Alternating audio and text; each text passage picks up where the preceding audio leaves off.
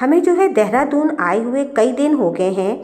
जिस शादी के फंक्शन में आए थे वो तो हो गया है, सोचा कि थोड़ा सा घूम भी लिया जाए।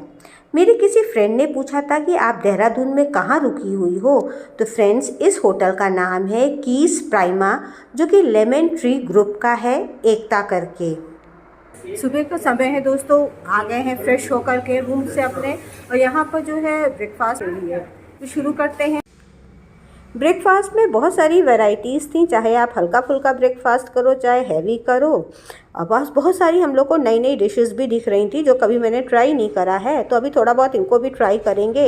लेकिन सबसे पहले जो बेसिक हम लोग की आदत है, डोसा, छोला भटूरा या फिर पराठा खाने की, वो तो खा ही लें। ब्रेकफास्ट जो है ये कॉम्प्लीमेंट्री यहाँ पर मिल रहा है। तो पहले तो हम लोगों ने अपना बेसिक जो पेट भर लिया, उसके बाद नई नई डिशेस जो दिख रही थी उसको भी ट्राई करा। इस तरीके से लगभग 1 घंटे तक हम लोग खूब हंसी मजाक करते करते अपने ब्रेकफास्ट को एंजॉय करते रहे। अभी ब्रेकफास्ट वगैरह हो गया है, इसके बाद लेंगे आगे की यात्रा के लिए। यहाँ पर जो है 2 जगह है देखने वाली, एक तो हमने जो सुना है और एक तो टाइम भी मेरे पास कम है, तो एक तो मैं टपकेश्वर मंदिर जाऊँगी, दूसरा जो है सहस्त्रधारा जाऊँगी। थोड़ी देर कन्फ्यूज़न होता रहा कि किससे जाएं, लेकिन बाद में फाइनली ओला बुक कर ली है। तो यहाँ जो होटल में हैं हम लोग, वहाँ तक जाने में 210 रुपीज़ कुछ ऐसे ही ओला ले रहा है, तब उसी का वेट कर रहे हैं। वैसे तो बता रहे हैं कई लोग बहुत अच्छी अच्छी चीज़ें हैं यहाँ पर, लेकिन देखते हैं टाइम कितना क्या कैसे मिलता है घूमने का, उस हिसाब से करेंगे। आते हैं आपको सबसे पहले अपनी मामी से। मेरी मामी बाय कर दो जल्दी से। ये महाशय जी, हमारे महाशय जी जो हैं, बाय कर दो भाई, ओला के लिए वेट कर रहे हैं।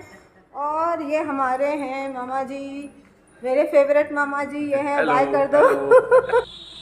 दोस्तों ये जो है होटल का लॉन है जहाँ पर रिसेप्शन वगैरह होते रहते हैं। तो आज जो है दूसरी शादी की तैयारी यहाँ पर चल रही है। मैंने सोचा कि जब तक गाड़ी नहीं आ रही तब तक ज़रा यहाँ के नज़ारे देख लिए जाएं, क्या ग्रीनरी है, कैसे क्या कौन से प्लांट लगे हैं। तो ये टोपियारीज बड़ी सुंदर लग रही थी। कौन सा प्लांट है ये पता नहीं, माली भी नहीं था, नहीं तो हम पूछ ज़रूर लेते। तो आसपास ऐसे ही चक्कर काटने लग गए देखने के लिए कि कुछ नया वैरायटी का प्लांट वगैरह दिखेगा तो हम जो है अपने संग प्रयागराज ले चलेंगे। ये जगह ग्रीन ग्रास, यहाँ पर आर्टिफिशियल ग्रास है वो बिछी हुई है। तो बहरहाल यहाँ पर होटल में ऐसा कुछ भी यूनिक टाइप का प्लांट नहीं लगा था। हाँ, एक पा गए हैं, अब वो इलाहाबाद पहुँच जाए तो बहुत बड़ी बात है।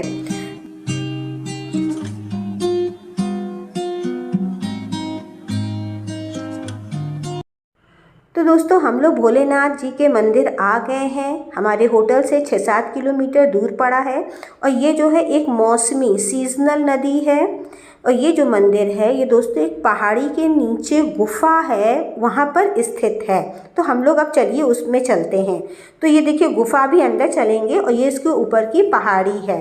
ये देख रहे हैं, काफ़ी बहुत ज़्यादा ऊंचाई नहीं है, लेकिन फिर भी हम कैमरे से थोड़ा जूम करके दिखाने की कोशिश कर रहे हैं। तो ये तो पहाड़ी हो गई, अब मंदिर के अंदर चलते हैं।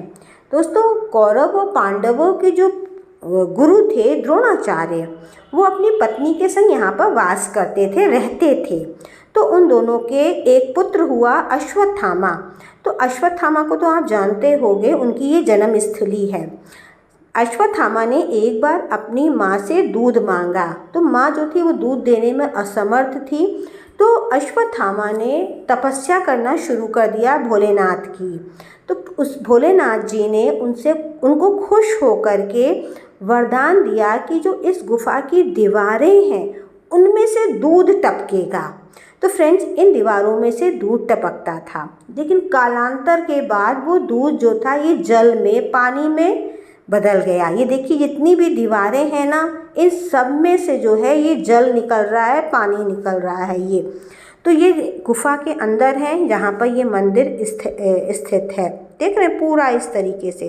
थोड़ा सा सावधानी पूर्वक चलना होता है, क्योंकि जो बहुत लोग लंबे होते हैं ना तो उनकी ये लग भी जाती है, तो थोड़ा झुक के चलना होता है। जैसे हमारे मामा हैं, ये हैं, काफ़ी लंबे हैं ये लोग, तो हम तो ऐसे हाथ लगा रहे हैं तो पूरा हाथ ऐसे गीला हो रहा है, सब जगह से जल टपक रहा है। अब ये भोलेनाथ की ही महिमा है। ये दोनों शिवलिंग यहाँ पर अपने आप ही प्रकट हुए हैं। और यहाँ की खासियत यही है कि यहाँ पर जो है पूरी जो गुफा बनी है उसमें से जल जो है टपकता रहता है। तो कहते हैं ना ईश्वर के सब चमत्कार हैं। इसके बाद दोस्तों यहाँ पर हम लोगों ने पूरे दर्शन कर लिए। हर हर महादेव शिव शंकर।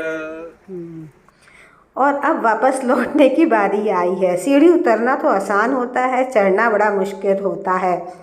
टपकेश्वर महादेव मंदिर द्रोणाद्वार, द्रोणाचार्य के नाम पर द्रोणाद्वार भी है इसका। तो यहाँ पर जो है दर्शन हो गए हैं। अब जो है आगे की तरफ चलते हैं जहाँ पर सहस्त्रधारा है। तो भाई मामा वेट कर रहे हैं, ये पहले भाग करके आ गए हैं, गाड़ी खड़ी हुई है। और अब दोस्तों हम लोग चल रहे हैं सहस्त्रधारा, जो कि पहाड़ियों में है, हिमालय की वादियों में है। मेरा पहला एक्सपीरियंस है इस एरिया का, तो हमें तो कहते हैं ना जोश इज इन फुल ऑन, जो बोलते हैं वही मेरे संग है। बहुत बढ़िया नज़ारे देखने को मिल रहे हैं, लेकिन अब वही बात है, सफाई थोड़ी सी हर जगह कम देखने को मिलती है। और ये पहाड़ी स्थान की जो सड़कें ये बड़ी अच्छी लगती हैं, घुमावदार इस तरीके से दोस्तों। अब भाई आ गए हैं हिमालय की वादियों में। यहाँ का नज़ारा कुछ बहुत ही मस्त है, खुश हो गई है तबीयत देख करके। जब प्रयागराज से चले थे तो सबने कहा था कि देहरादून जा रही हो, बहुत ठंडक होगी, लेकिन ऐसा कुछ भी नहीं है दोस्तों। टूरिस्ट स्पॉट में कहीं भी जाइए, एक तो हमेशा लगेज कम लेके जाइए और दूसरा थोड़ा सा ताकत बनी रहे शरीर में, तब तो घूमने में मज़ा आता है। सहस्त्रधारा पहुँचे तो जब ये मैंने हाल देखे तो मेरा तो दिल डूबने लगा, इतनी दूरी से क्या मैं ये देखने आई हूँ। लेकिन थोड़ा सा आगे बढ़े तो कुछ अच्छे नज़ारे दिखाई दिए। वैसे सब कह रहे हैं, मेरे जो मामा हैं ये यहाँ पर 20 साल पहले आ चुके हैं, तो कह रहे थे तब ज़्यादा खूबसूरत था, अब वो बात नहीं रह गई है। यहाँ के पानी में जो है दोस्तों सल्फ़र यानी गंधक है, महक भी आ रही है पूरे इलाके में। बहरहाल अब हर पहाड़ी जगह पर इतना ज़्यादा कंस्ट्रक्शन हो गया है कि उसकी नेचुरल ब्यूटी बिल्कुल ख़त्म सी होने लगी है। बहुत ठंडा ठंडा पानी है। बताते हैं यहाँ पर कि इसके पानी में ना सल्फ़र जो पाया जाता है उससे कोई भी स्किन प्रॉब्लम रहती है वो ठीक हो जाती है। तो हमारे दिमाग में आ रहा था कि यहाँ से मैं कुछ बोतल में पानी भर के ले जाऊँगी, और ये भागे जा रहे हैं, कह रहे हैं तुम शूटिंग करो, हम लोग चल रहे हैं बाय बाय कह करके। तो हमने सोचा बोतल में भर के पानी ले जाएंगे, लेकिन सब ने यहीं वालों ने कहा कि नहीं, ये जो कहावतें हैं ये 20-25 साल पहले तो सही थी, अब कुछ भी नहीं है, अब ऐसी कोई बात नहीं है। पर हाल जो भी रहा, कुछ हमें वैसे यंगस्टर यहाँ पर दिख रहे हैं जो कि नहा भी रहे हैं, अपने हाथ पैर भी धो रहे हैं। हम लोगों ने जो था यहाँ जब आए थे तो अपनी ओला को छोड़ दिया था, और टपकेश्वर महादेव के मंदिर से सहस्त्रधारा में ओला वालों ने हम लोगों से 670 रुपीज़ लिए थे। लौटाने में हम लोगों ने ये बस पकड़ ली थी जो कि हम लोग को वहीं सहस्त्रधारा से मिल जाती है। इसमें पर हेड 30 रुपीज़ लगा, और इसने जो था हम लोग को देहरादून में जो शायद इंदिरा बाज़ार थी वहीं पर ला करके छोड़ दिया केवल 30 रुपीज़ में, तो बहुत सस्ता पड़ गया था। यहाँ पर आए तो हम लोग को थकावट लग रही थी, तो सबसे पहले सोचा कि भैया गर्मा गर्म कॉफ़ी पिया जाए। तो यहीं पर बैठ कर के कैफ़े में हम लोगों ने कॉफ़ी का आनंद लिया। और दोस्तों अब मिलते हैं आपसे इलाहाबाद में फिर नए वीडियो के साथ, तब तक के लिए बाय बाय।